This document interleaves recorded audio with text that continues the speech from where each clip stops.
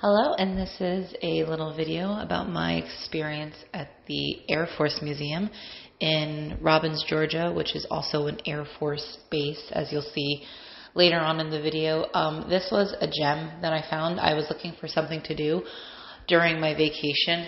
There was a lot of things that I had already done. I've been well-traveled, and I know Georgia like the back of my hand.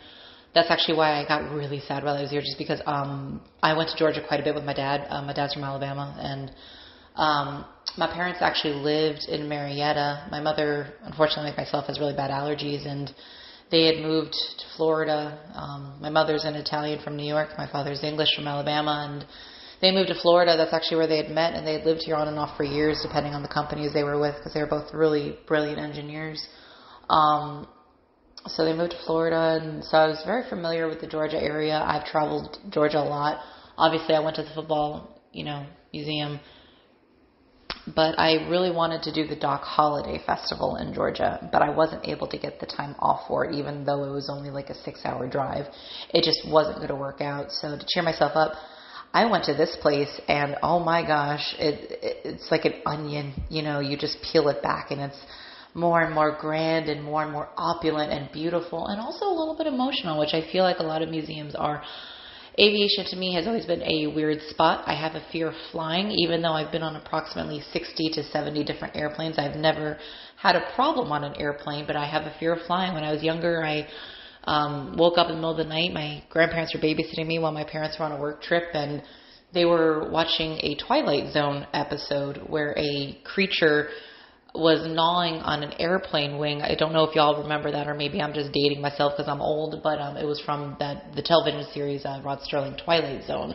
So I always had a fear of flying, and just when I got over it, I had just turned 10 years old when these airplanes just started coming out of the sky and crashing into these big buildings, and all these people were dying, and that was, unfortunately, when the towers went down, and September 11th of 2001, and suddenly my fear of flying got woken up again, but I still had to keep going in airplanes because my parents are wonderful parents, and besides the fact that they would take me with them on their trips, we were on a lot of vacations all the time, so I was always scared of airplanes, but I never had a problem on one. So I was always fascinated by airplanes. I still, to this day, you can explain it to me a million times, I still don't understand how an airplane stays elevated in the air as so. It's completely fascinating to me, yet frightening at the same time. You go to an airport, or at least I do, I look at that ginormous window, and I see these big pieces of machines all engineered to stay in the sky with, anywhere from 4 people to, almost 200 people. And, throughout the years, every time an airplane goes missing, I have a fear of it. This place erased it almost. I didn't feel that fear anymore. I'm always scared when I look at an airplane. I wasn't scared of anything here. It was the opposite. It made me happy. Learning the history of it was so fascinating, things that I never knew. And my father was a pilot as well. He had to stop when his eyesight got bad, but it was just so fascinating. It's almost like I kind of wish I had seen this place many years ago, so I didn't have to be as frightened.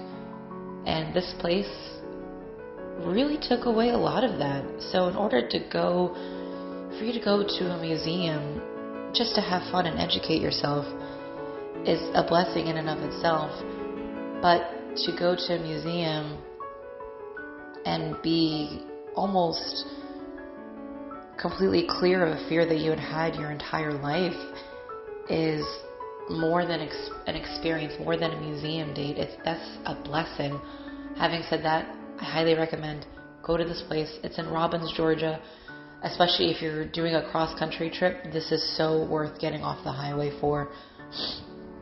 Completely worth it, just looking at some of these things. And some of these things some of these things are real. There's a few things that are replicas, but not the actual airplanes. None of these airplanes are replicas whatsoever. This place is free to go to. However, make the donation. It's worth it. Keeping a place this grand alive is so wonderful. The Air Force Base is right next door. This place isn't just a museum, it's a work of art.